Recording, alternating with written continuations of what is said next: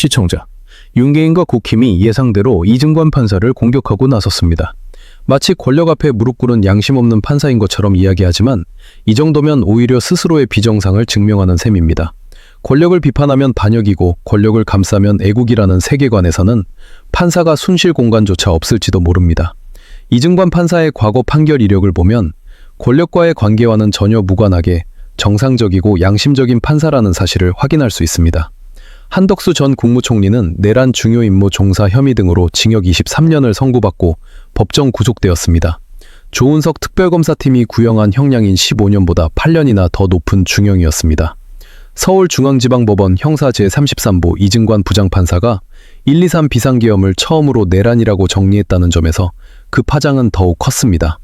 내란 사건의 무게는 말로만 중대하다고 선언한다고 커지는 것이 아닙니다. 법원은 문장 하나, 단어 하나로 사건의 성격을 규정하고 그 규정은 이후 재판과 사회 전체의 상식을 다시 구성합니다. 이번 선고는 바로 그 지점에 닿아 있습니다. 계엄이라는 말로 현실을 흐리려던 시도, 절차라는 말로 책임을 쪼개려던 시도, 나는 몰랐다는 말로 빠져나가려던 진술들이 한꺼번에 벽에 부딪혔습니다. 현실을 단어로 속일 수 있다고 믿는 순간 그 단어가 족쇄가 된다는 사실을 이번 판결이 보여줬습니다. 이번 재판에서 법원은 123 비상계엄 선포와 그에 근거한 포고령, 군병력과 경찰 투입이 적법하지 않았고 헌법을 위배하며 국가를 문란하게 하려는 목적이 드러난다고 판단했습니다. 단지 위법한 행정 절차가 아니라 다수를 결합해 위력을 행사했고 평화를 해칠 정도의 폭동이라는 요건에 해당한다고까지 못 박았습니다.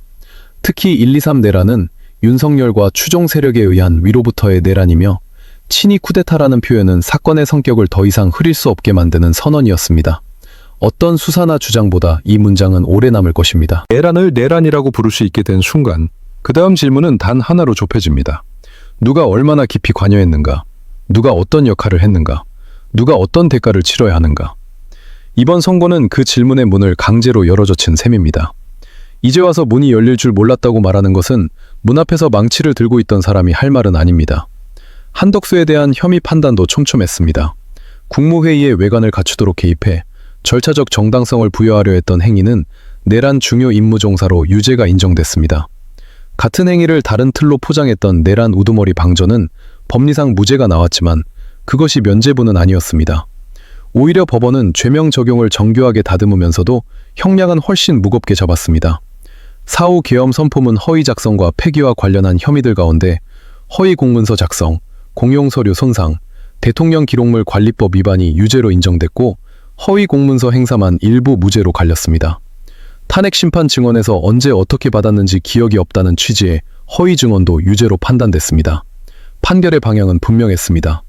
핵심 실행을 도운 것도 죄이고 그 실행을 합법처럼 보이게 꾸민 것도 죄이며 사후의 기억을 지워버린 척하며 책임을 지우려 한 것도 죄라는 것입니다. 형량이 23년으로 산정된 이유가 감정이 아니라 사회적 위험으로 설명됐다는 점이 더욱 중요합니다. 망각이 전략이 되는 순간 법은 기억이라는 무기를 들 수밖에 없습니다. 일반적으로는 수상 경력, 장기간 공직 경력, 건강상 사유 같은 자료가 형을 줄이는 이유로 제출됩니다. 그러나 이번 선고는 그런 자료들이 왜 이 사건에서는 가벼운 근거가 될 수 없는지를 정면으로 설명합니다. 123 이후 계몽이라는 궤변이 자라났고 자신의 정치적 입장을 위해 내란을 이용하는 움직임이 나타났으며 그로 인해 사회가 더 위험해졌다는 취지로 읽힙니다. 한덕수 개인의 사정이 문제가 아니라 국민이 선출한 권력이 헌정을 뒤흔드는 순간 사회가 어떤 병을 얻는지 그 병이 얼마나 빠르게 퍼지는지를 법원이 정확히 본 것입니다. 그래서 그 병의 확산을 차단하는 방향으로 형량이 선택된 것으로 보입니다. 이증관 부장판사가 주목받는 이유는 형량의 숫자 때문만은 아닙니다. 판사란 원래 이렇게 해야 한다는 기준을 소송 지휘라는 방식으로 보여줬기 때문입니다.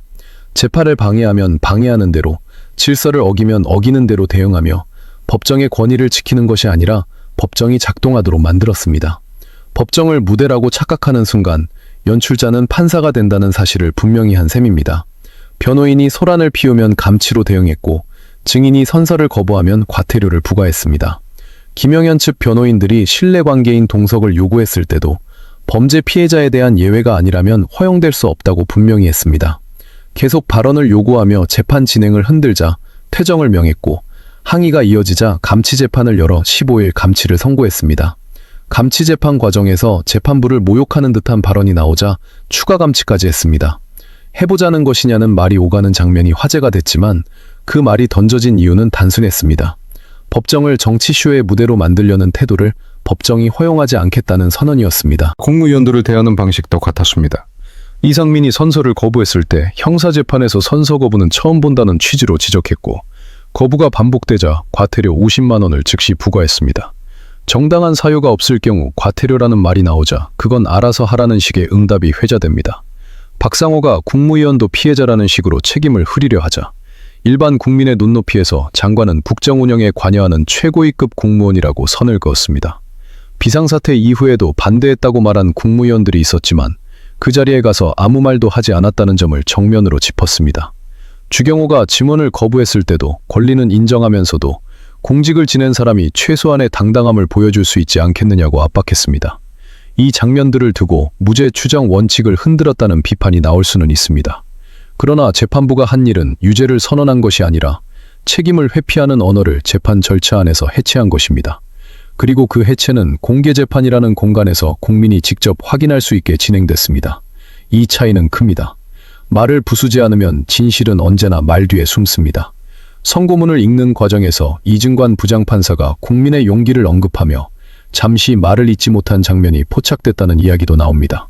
1, 2, 3 내란에서 사망자가 없었고 몇 시간 만에 종료됐다는 외형적 사실은 내란의 죄질을 덜어주는 근거가 아니라는 판단이었습니다. 그것은 우연히 끝난 것이 아니라 무장한 계엄군의 맨몸으로 맞서 국회를 지킨 국민의 용기 때문에 멈춘 것이라는 설명이 뒤따릅니다. 판결문이 사건의 주인공을 피고인들에서 국민으로 돌려놓는 순간 그 판결은 단순한 법률 문서가 아니라 헌정의 기록이 됩니다. 그래서 이번 선고가 명판결이라는 평가를 받는 것입니다. 법원이 법률을 넘어 헌법의 언어로 말했기 때문이고 누가 무엇을 지켰는지를 분명히 밝혔기 때문입니다.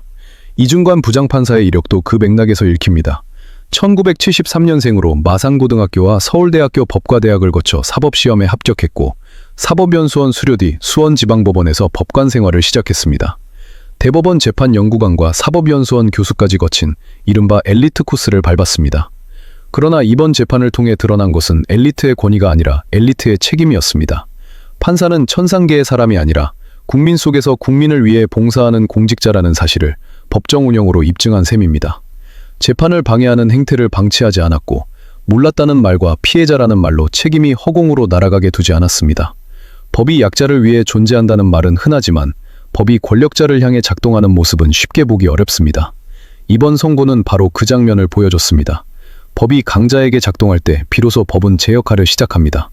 그리고 이증관 부장판사가 이번 사건에서만 상식적인 판단을 한 것이 아니라는 주장도 나옵니다. 대장동과 성남FC 사건을 담당했던 시기에도 올바른 판단을 위해 재판을 연기하는 결정을 했고 대장동 1심에서는 이재명 당시 성남시장이 관련이 없다는 판결이 나왔다는 평가가 이어집니다. 국힘당과 정치검찰의 이상한 공작 의혹으로 사회적 논쟁이 거셌던 사안에서 재판부가 절차와 판단을 조정하며 방향을 잡았다는 것입니다. 이런 흐름까지 놓고 보면 이번 선고를 두고 권력 앞에 무릎 꿇었다는 공격은 설득력이 약합니다. 오히려 일관되게 상식의 기준으로 법정을 운영해왔고 그 운영 방식이 내란 사건에서 더 강하게 드러난 것으로 보는 편이 자연스럽습니다. 이 지점에서 윤계인 세력과 북힘당의 공세가 더 격해질 수 있다는 전망도 가능합니다. 이번 선고는 사건 하나의 결론이 아니라 이후 사건들의 길을 정해버리는 성격을 갖기 때문입니다. 한덕수가 내란 국정 2인자로 불렸던 위치에서 이상민, 최상목, 김용현 그리고 윤석열은 어떻게 될 것인가라는 질문이 자연스럽게 이어집니다. 이미 법원이 내란의 성격을 위로부터의 친위 쿠데타로 규정한 이상 그 규정을 비켜가기는 어렵습니다. 같은 서울중앙지방법원에서 나온 판단이기 때문에 더욱 그렇습니다. 그래서 직권으로 재판이 지연됐던 시간이 결과적으로 어떤 의미를 갖느냐는 해석까지 나옵니다. 시간이 늘어난 사이 내란의 성격이 다른 재판부에서 먼저 확정돼 버렸고 그 확정이 이후 판단의 공간을 좁혀놓았다는 것입니다. 이제 그 기록이 끝까지 살아남게 하는 일은 법정 안의 재판부만이 아니라 법정 밖의 시민사회가 함께 지켜내야 합니다. 영상 마치겠습니다. 여러분의 구독과 좋아요는 영상 제작에 큰 힘이 됩니다. 여러분도 이 사안을 어떻게 생각하십니까? 여러분들의 견해를 댓글로 많이 남겨주시기 바랍니다. 감사합니다.